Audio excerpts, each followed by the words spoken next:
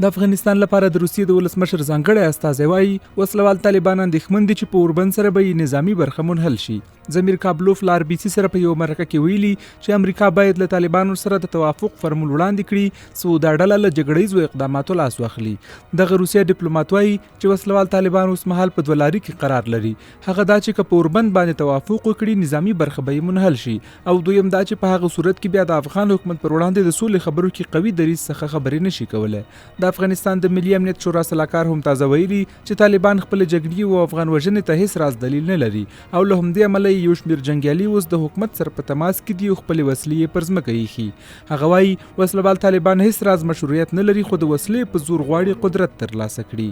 د طالبانو په صفوفو کې هم بعضې داسې کسان شته دی چې هغه نور دې جنګ ته مشروع جنګ نه وایي. طالبان خپله په دې باندې پوهیږي چې نور دلته د افغانستان د ولس وژنه د دوی لپاره په هیڅ صورت باندې مشروع نه ده. د ټولو دنیا علماو په دې باندې اجماع لري چې دا جنګ د دې لپاره هیڅ مشروعیت نه لري.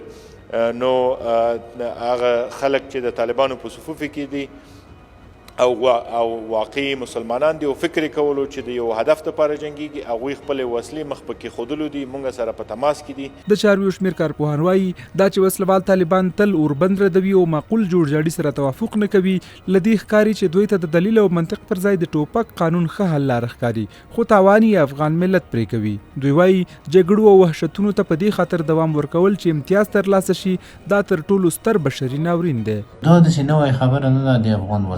د افغان وزنه ته هر یو په خپل ځام یو توجیه کوي، او دا د روسیې یو توجیه ده چې دوی وایي گویا که چیرې اوربند وسي،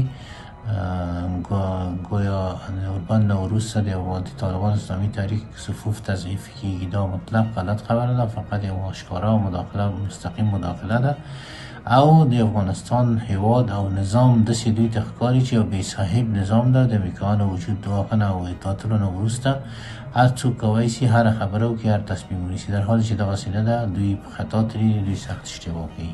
په ټولنیزو رسنیو کې هم ګڼ شمېر افغانانو لیکلي چې وسلوال طالبان خپلې جګړې د مشروعیت لپاره هم دلیل نشي ویلی، خو د یادې بېمعنا جګړې لپاره هره ورځ لسګونه بېګناه افغانان وژني. دوی زیاتوي چې له اوربند څخه ویره د طالبانو تر ټولو ستره ناکامي ده.